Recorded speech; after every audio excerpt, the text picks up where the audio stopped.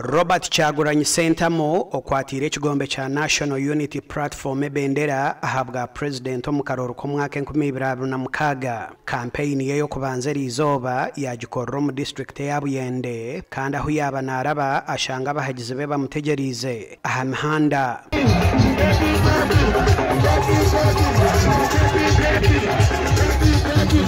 Abo mu kutambura kwabo babashendekerezibwa byo kwerinda okutangira ovuyo omu campaign.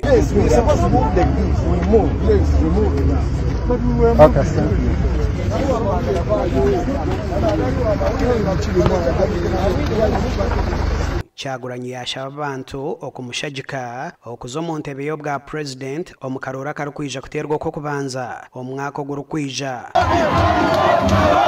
Tuli Buyende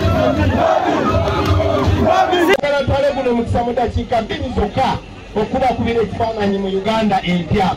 Bannange tetuli mulwali bino si bya kunyumyamu, bino si byagenda bugenzi mu kulonda mulondera MP mulonde president Muteyo. Twagala kukyusa Uganda. Bannange busoga ngagga. Oguhona yaraganisa kurwanisa ekizibu ky'amizi ekiri kuteganisa abantu omu myanya yibasiibamu. Njagala obbasaba mikwano gyange bino byonna bisoboka. Tusobola obbaddiza ettaka lyammwe era tugenda kikola. Tusobola obbaddiza ebikajjo byammwe mukana akaseera tugatte Uganda.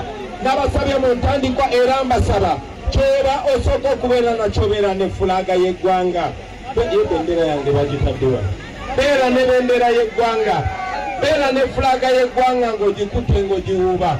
Eyo ye protest esooka. Bwanyuma y'okuruga omuri Buyende kampeyini y'aha Muheru Kyagulanyi yagikorera mu district ya Kamuri. Nyenkyakare naija kukora rareze omu district ya Kariro hamwe na Ruka.